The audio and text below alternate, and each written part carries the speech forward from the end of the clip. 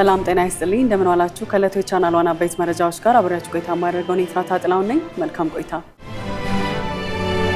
የእስራኤል ፕሬዝዳንት ኢሳክ ሄርዞግ ለይፋዊ ስራ ጉብኝት አዲስ አበባ ገቡ ፕሬዝዳንቱ ቦሌ ዓለም አቀፍ አውሮፕላን ማረፊያ ሲደርሱ የውጭ ጉዳይ ሚኒስትር ጌዲዮን ጢሞቴዎስ አቀባበል አድርገውላቸዋል ፕሬዝዳንቱ በአዲስ አበባ በሚኖራቸው ቆይታ የሁለቱን ሀገራት ግንኙነት በሚያጠናክሩ ጉዳዮች ዙሪያ ከመንግስት ከፍተኛ መሪዎች ጋር ውይይት ያደርጋሉ ተብሎ እንደሚጠበቅም የውጭ ጉዳይ ሚኒስቴር አስታውቋል ኢትዮጵያ አቪዬሽን ዘርፉን ለውጭ አየር መንገዶች ክፍት እንደማታደርግ አስታወቀች። የኢትዮጵያ ሲቪል አቪዬሽን ባለስልጣን የሀገር ውስጥ አቪዬሽን ዘርፍ በራሱ ተወዳዳሪ ሆኖ ለመቅረብ የሚያስችል ተቋማዊና ተግባራዊ አቅም እስካልገነባ ድረስ ዘርፉን ለውጭ የግል አየር መንገዶች ሙሉ በሙሉ ክፍት የማድረግ እቅድ እንደሌለው አስታውቋል።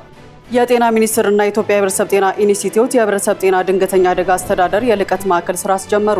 የማዕከሉ መከፈት ኢትዮጵያ የህብረተሰብ ጤና ስርዓቷን ለማጠናከር በምታደርገው ጉዞ ትልቅ ምዕራፍ እንደሆነም ተገልጿል።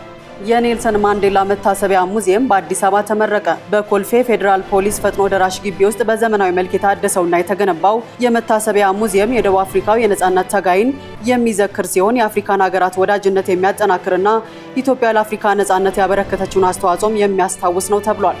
የጉምሩክ ኮሚሽን በውክልና አሰጣጥ መመሪያ ላይ ማሻሻያ አደረገ። የኢትዮጵያ ጉምሩክ ኮሚሽን ከጉምሩክ አስተላላፊዎችና ከአስመጪና ላኪዎች ውክልና ጋር በተያያዘ ቀደም ሲል አስተላልፎት በነበረው መመሪያ ላይ አዲስ ማብራሪያና ማሻሻያ ማድረጉን አስታውቋል።